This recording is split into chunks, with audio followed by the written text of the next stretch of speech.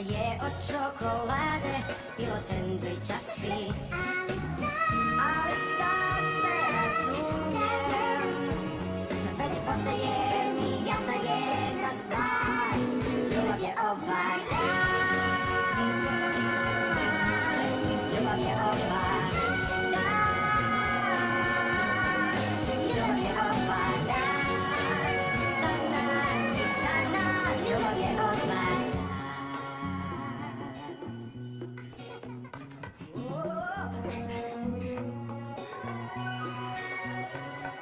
Jedan drugom dovršavamo sendviče. Baš sam to ja htio reći. Ti vidiš svaku stvar. Ups, opet ups. Zato naše usklađenje tek jedno je objašnjenje. Ti i ja smo vršen par.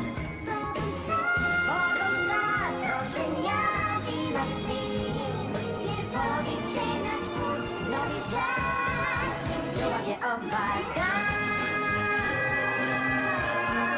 ljubav je ovaj dan, sve ima novu žar. Za nas, ljubav je ovaj dan. Smijem reći nešto ludo. Hoćeš se udati za mene? Smijem reći nešto još luđe?